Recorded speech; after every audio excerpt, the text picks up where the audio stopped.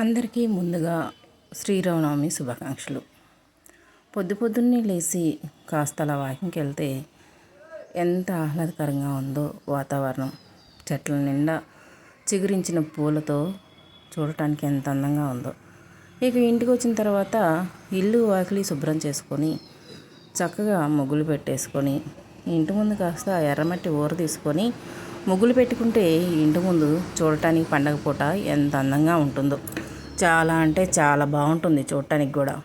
చూసేవాళ్ళు కూడా మన ఇంటి ముందు ఒక క్షణం ఆగి ముగ్గులు ఎంత బాగున్నాయో అని చెప్పేసి అనుకుంటూ వెళ్తే మనకు కూడా చాలా సంతోషంగా ఉంటుంది. అందులోనూ పండగ పూట స్పెషల్గా ముగ్గులు వేసుకుంటే మనసుకి ఎందుకో చాలా ప్రశాంతంగా ఉంటుంది. పండగ పూట ఇంటి ముందు వేసుకున్న రంగవల్లికలైనా కానీ ఇంట్లో మనం చేసుకున్న దేవుడి పూజ కానీ ఎంత ఆనందాన్ని ఇస్తాయి అంటే అది ఎవరు ఇవ్వలేనంత ఆనందాన్ని ఇస్తాయి. ఒక్క 10 నిమిషాలు, కనీసం 5 నిమిషాలు మనస్ఫూర్తిగా కూర్చొని భగవంతుని నామస్మరణ చేసుకొని ఆయనకు ఒక దండం పెట్టుకొని 2 పుష్పాలు సమర్పించుకొని స్వామి నీ పాదాలు వేసారనంటే ఇక అవందంటూ ఏముంటుంది అన్నంత హాయిగా ఉంటుంది ప్రాణానికి. ఇక ఇవాళ శ్రీరామనవమి కాబట్టి పానకం, వడపప్పు, స్వామివారికి కొబ్బరికాయ నైవేద్యం. అయితే ఈ పానకం చేసుకోవటం చాలా ఈజీ.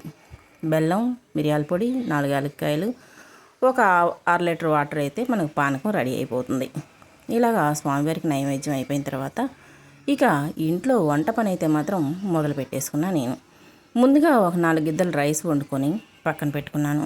రైస్ కాస్త చల్లార్చుకొని ముందుగా అయితే మాత్రం దద్దోజనం చేద్దామని చెప్పేసి ప్రిపేర్ అయిపోయాను. ఈ దద్దోజనానికి ఒక 2 గెరెట్లు అన్నం, అంటే 1 కప్పు రైసు, దాంట్లోకి ఒక 2 గిద్దల పెరుగు, 1 క్యారెట్ తురుము, 1 ఉల్లిపాయ ముక్కలు చిన్నగా కట్ చేసుకోవాలి. 1 ఉల్లిపాయ అయితే సరిపోతుంది. అలాగనే 1 పచ్చిమిర్చి కూడా సన్నగా ముక్కలు కట్ చేసేసుకొని అందుట్లో వేసుకోవాలి. కాస్త సాల్ట్ వేసుకొని బాగా అన్నం, పెరుగు, మనం కట్ చేసుకున్న ఉల్లిపాయ ముక్కలు, క్యారెట్ తురుము మొత్తం కలిసే వరకు బాగా కలుపుకోవాలి.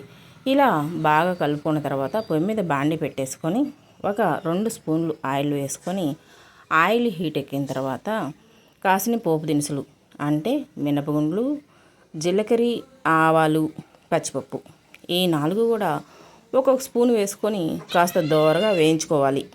కాస్త దోరగా వేగిన తర్వాత మనం కాస్త కరివేపాకు, కొంచెం పుదీనా, కాస్త కొత్తిమీర వేసుకొని ఇంకొంచెం చిటపట్టమనిపించేసి ఒక మిరపకాయ కూడా వేసుకొని మిరపకాయ కాస్త అట్లా యాగనిచ్చి ఇక ఈ పోపు తీసేసి మనం ముందుగా ప్రిపేర్ చేసుకున్న పెరుగు దద్దోజనంలోకి వేసేసుకుంటే సరి.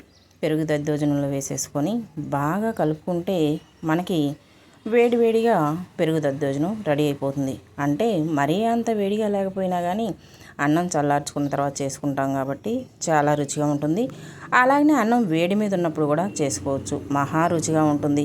అయితే కొంచెం మిరియాల పొడి కూడా వేసుకోండి. మిరియాల పొడి వేసుకోవటం వల్ల మరింత రుచి వస్తుంది ఈ పెరుగు దద్దోజనానికి. ఇక ఇవాళకి పెరుగు దద్దోజనం రెడీ అయిపోయింది. ఇక నెక్స్ట్ ప్రిపరేషన్ ఏంటి అని చెప్పేసి అనుకుంటున్నారా? పండగ కదా, చాలా చాలా స్పెషల్ ఉంటాయి. ఇంట్లో పండగ అన్న పేరు రాగానే ఇంట్లో వాళ్ళందరికీ సెలవులు వస్తాయి. హస్బెండ్కి, పిల్లలకి, అత్తమామలకి, ఇలాగా అందరికీ సెలవులు వస్తాయి. ఇంట్లో పనిచేసే వాళ్ళకి కూడా సెలవు. ఇవాళ పండగే కదా అమ్మగారు, ఇవాళ సెలవు మాకు అని చెప్పి అనేస్తారు. కానీ ఇంట్లో ఉన్న హౌస్ వైఫ్ మాత్రం సెలవు ఉండదు. జాబ్ చేసే లేడీస్కైనా హౌస్ వైఫ్స్కైనా సెలవు మాత్రం ఉండదు. వాళ్ళకి మాత్రం కంపల్సరీగా వచ్చేసి హార్డ్ వర్క్ ఇంకొంచెం ఎక్కువ అయింది అనమాట. రోజు మొత్తం చేసి ఒళ్ళు పులిసిపోయినా కూడా ఇవాళ ఇంకొంచెం ఎక్కువైద్ది. సరే అని చెప్పేసి మనం రైస్లోకి నంచుకోవడానికి ముందుగానే కాసిని మిరపకాయలు, ఉప్పు మిరపకాయలు వేయించేసుకొని పక్కన పెట్టుకోవాలి. అదే బాండీలో కాసిన వడియాలు కూడా వేయించుకొని పక్కన పెట్టుకోవాలి. మనకు కుదిరితే గారెలు, పునుగులు ఇట్లాంటివి వేసుకోవచ్చులే, కానీ అవి ఇష్టపడకపోతే ఒకవేళ ఈరోజు కూడా ఆయిల్ ఫుడ్డేనా అనుకున్న వాళ్ళకి ఇలా కొంచెం వడియాలు, అప్పడాలు, చల్లమిరపకాయలు వేయించుకొని పక్కన పెట్టేసుకోవాలి. ఇప్పుడు అదే బాండీలో పోపు వేసుకోవాలి. మినపగుండ్లు, జీలకర్ర, పచ్చిపప్పు, అలాగే ఆవాలు. అన్నీ ఒక్కొక్క స్పూన్ వేసుకొని కాస్త దూరగా వేగిన తర్వాత ఒక ఎండుమిర్చి, కొంచెం కరివేపాకు వేసుకొని కాస్త ఒక పొంగు వచ్చే వరకు వేయించుకోవాలి. ఎట్టి పరిస్థితుల్లో పోపు మాత్రం మాడకూడదండి, ఎందుకంటే పోపులోనే ఉంటుంది అసలు కూర రుచంతా అంటారు. అందుకే ఈ పచ్చి పులుసు మనం కాస్త దూరగా తిరగమాత వేగనిచ్చేసి మనం కట్ చేసుకున్న ములక్కాయ, పచ్చిమిర్చి, క్యారెట్, ఉల్లిపాయ, టమాటా ఈ ముక్కలన్నీ కూడా ఇందులో వేసుకొని క్యాలీఫ్లవర్ కూడా వేసుకోవాలండి. కాస్త అన్నీ కొంచెం కొంచెం అంటే అన్నీ ఒక్కొక్క 50 గ్రాములు తీసుకొని ఇలా వేసేసుకొని కాస్త దూరగా వేయించుకోవాలి. హై ఫ్లేమ్లో అయినా పర్వాలేదు, మీడియం సైజు మంట మీద అయినా పర్వాలేదు. ఇలా ఈ ముక్కలన్నీ వేగేసరికల్లా మనం ఒక నిమ్మకాయ సైజు అంతా అంటే చిన్న నిమ్మకాయ సైజు అంతా చింతపండు తీసుకొని నానవేసుకుందాం. ఆ చింతపండు నానే లోపల మనకు ఆల్మోస్ట్ ఈ ముక్కలన్నీ కూడా మగ్గిపోతాయి. ముక్కలన్నీ మగ్గిపోయిన తర్వాత చింతపండు పులుసు ఇందులో వేసేసుకోవాలన్నమాట. ఇందులో చింతపండు పులుసు వేసేసుకొని కాస్త అలా తిప్పుకున్న తర్వాత దీంట్లోకి రుచికి సరిపడా ఉప్పు, అలాగనే ఒక చిటికెడు పసుపు, టేస్ట్కి తగ్గట్టు ఒక స్పూన్ కారం, ఒక అర స్పూన్ ధనియాలు, ఒక అర స్పూన్ జీలకర్ర యాడ్ చేసుకొని బాగా మరగనిచ్చేసి లాస్ట్లో ఒక చిన్న బెల్లం ముక్క వేసేసుకుంటే మనకి పచ్చి పులుసు రెడీ అయిపోయినట్లే.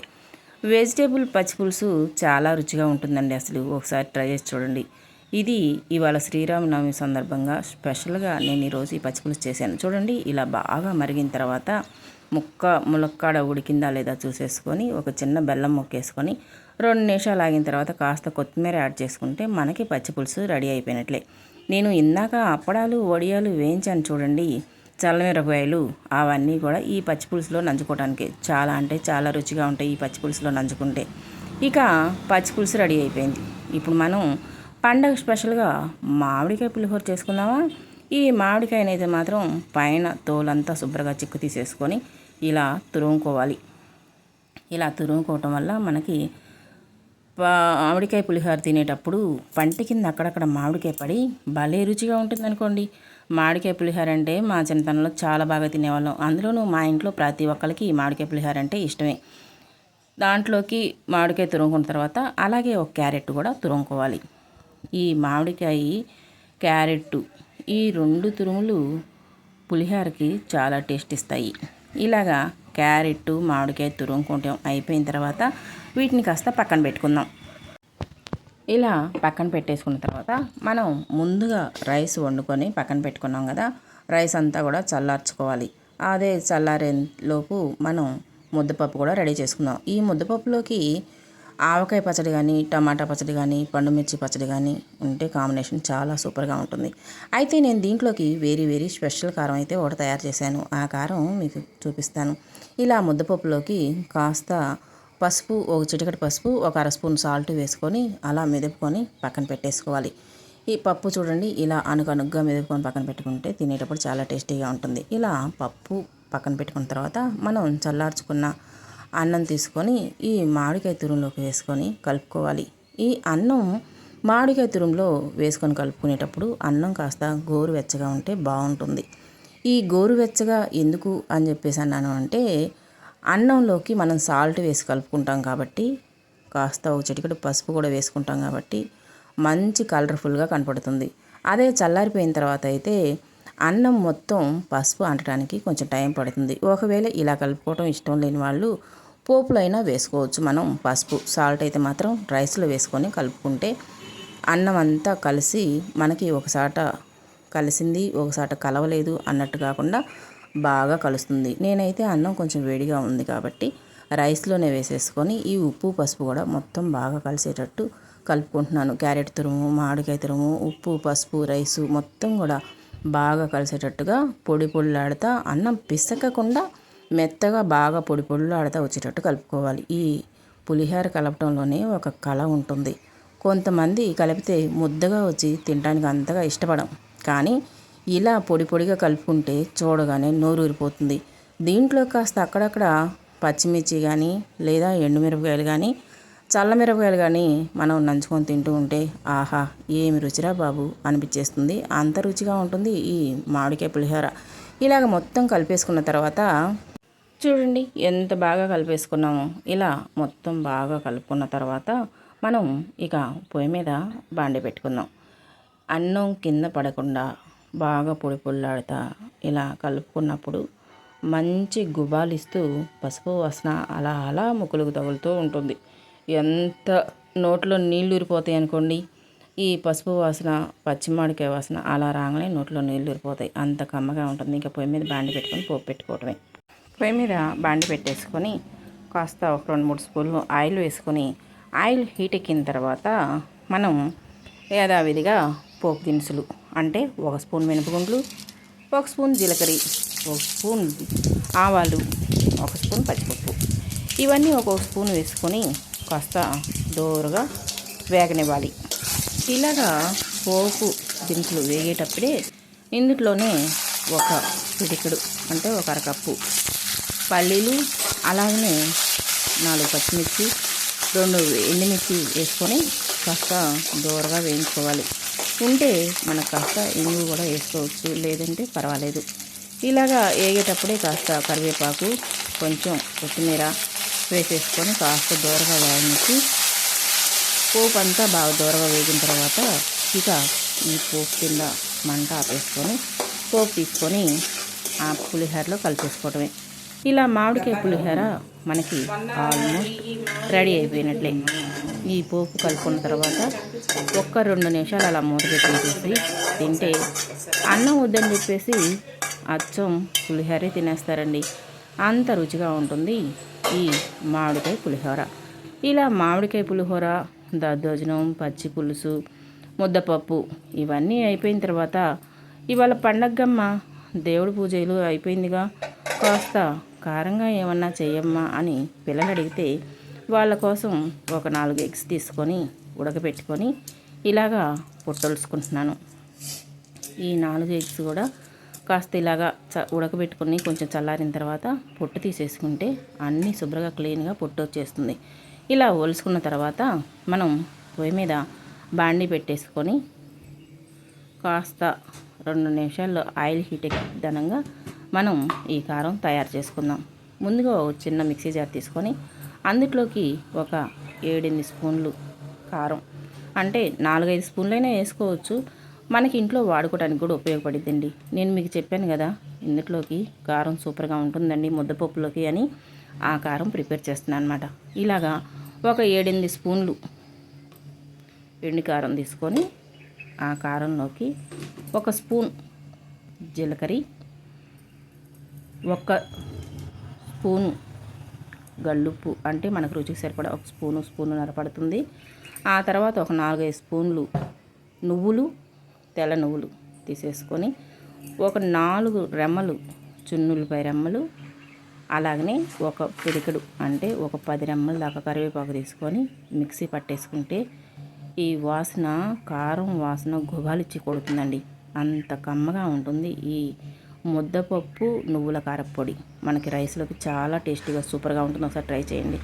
పొయ్యి మీద బాండి పెట్టుకొని ఆయిల్ హీట్ ఎక్కిన తర్వాత మనం ఇందులోకి ఎగ్స్ వేసుకొని మీడియం సైజ్ మంట పెట్టుకొని కాస్త ఎగ్స్ని దోరగా వేయించుకోవాలి.